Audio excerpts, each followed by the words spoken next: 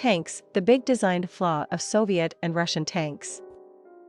If you are a tank crewman, ideally you would not want to be caught in a giant explosion strong enough to rip the 17-ton turret off your tank. That's pretty obvious, but a lot of the time, when Russian and Soviet tanks hit, this happens. Or this, if you look up T-72 turret explosion, you'll see a lot of images like this. So why is this happening?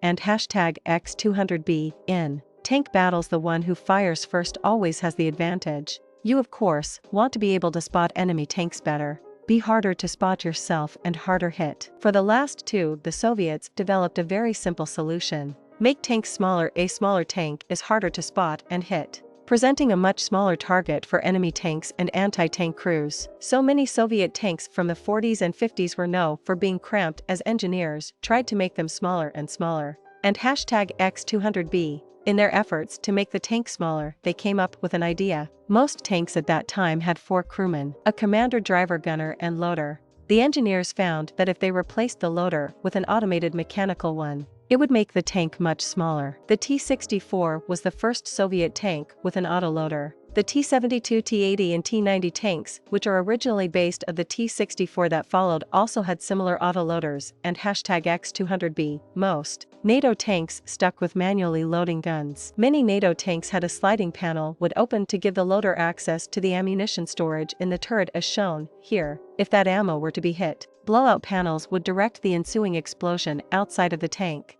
with the panel inside protecting the crew as shown here. While they were much bigger, they had very good survivability. The size advantage started to matter less as well as sights. Ammunition-guided weapons got much better from the 60s when the T-64 was designed. Analog sights were being replaced with thermal sights with strong magnification. Armor penetrators were penetrating more and more armor and becoming more accurate as well. Anti-tank crews were given long-range guided anti-tank missiles instead of unguided munitions. Tanks were much easier to spot and hit, so the size mattered much less, and hashtag X200B.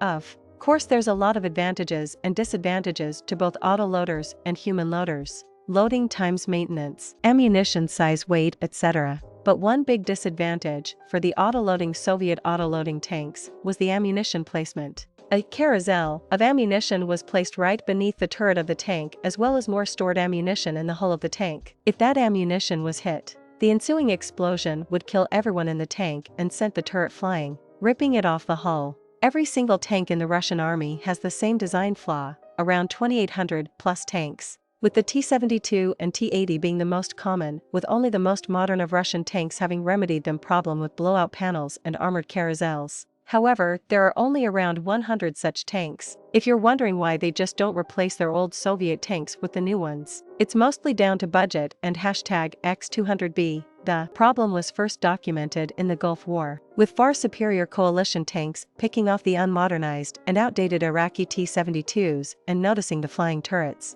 In the current conflict in Ukraine received an absolutely massive amount of anti-tank weapons, many with top attack and overfly capabilities like the American FGM-148 Javelin and British NLAW. These weapons have the ability to fly over their target and strike it on top of the turret. The armor isn't as thick and isn't sloped at the top of the turret, meaning these weapons could easily punch through and hit the ammunition compartments. This resulted in a lot of flying turrets for the Russians. Oryx has documented Russian 409 tanks destroyed. Many of these pictures show the turret and hulls have separated. Hits from the sides where there is less armor could also set off an explosion. Even small shrapnel could set off explosions. Unfortunately, Ukraine has a similar problem as they still use Soviet-designed tanks that are even older than the Russian ones, with their most common tank being the T-64. Make sure to subscribe and turn on notification. See you on another video. Bye.